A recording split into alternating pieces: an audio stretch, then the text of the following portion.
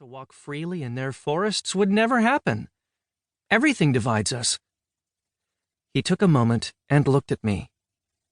What is everything? He asked quietly. What is nothing? Are they not the two extremes of the same world? The black and the red have fixed territories. If the two had the courage to combine, all the others would soon do the same. This was pure nonsense to me. The elders in Axiom would never agree to such a thing. You said it yourself. They're so corrupt, they'd do everything they could to obstruct the truth. Which is why we need an eldest with the courage, the integrity, and the vision to challenge the old ways. Someone who can influence others. Good luck finding him, I scoffed. Kotomio raised an eyebrow at me. It took me a full moment to realize what he meant by it. So ridiculous was the very notion. Me? You really have taken leave of your senses. Kotomio nodded and smiled. Quite possibly. How can I be an eldest? I haven't even reached my 16th solstice. And I'm a wanted crome. Never underestimate the deceiving power of the masks. I have known elders that were only a few solstices older than you are now. I knew from my own experience that Kotomio was right. The eldest that came to our house was certainly not as old as I'd expected him to be. Nevertheless, he was still a lot older than me. You'd be surprised at how many times elders have been killed in their prime during a struggle for power, he continued, as if reading my mind. How do you know so much about the blacks? I asked. Information gathering is an art among harlequins, Asheva. It's what we do.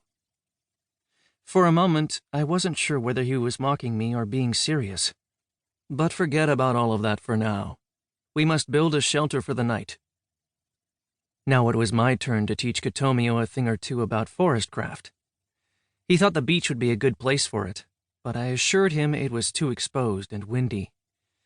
I told him how my father had spent so much time with me hunting in the eastern forest, how he had passed on to me all he knew. I did what he would have and chose a site to build a simple lean-to among the pine trees. We found a place close to a stream, by a pair of trees 2 body lengths apart, with space enough between and behind them for both of us to lie down in. As we set about our work, Kotomio told me that he would not be staying with me. I was to stay on my own in the forest. I couldn't understand it at all. What am I going to do here alone? Why can't I come to the Red Kingdom with you? Because blacks are still regarded as our enemy. So I'll wear a green's mask. If the aura of our chromes really doesn't exist, no one will find out. It is out of the question, said Kotomio. Just like in other territories, the green aren't welcomed in the city of the Reds. I argued with him as we chose a sturdy log to serve as my shelter's transversal beam and heaved it into place. My body still ached all over, and Kotomio had to do more than his share. We managed to tie the log crosswise, about 6 feet above the forest floor between the 2 trees, using rope from Kotomio's cart. What about if I traveled with you as a red then? I asked. You know nothing of our ways, he said. You'd be uncovered as an impostor.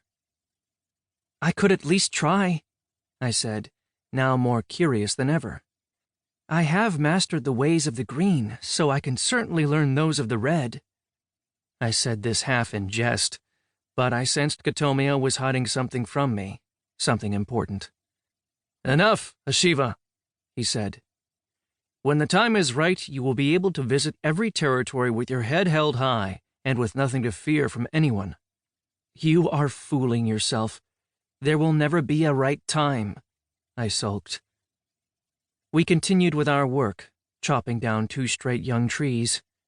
I shaved off their limbs, tying one end of each to the transversal. Their opposite ends touched the ground, so that the whole now formed a triangular frame.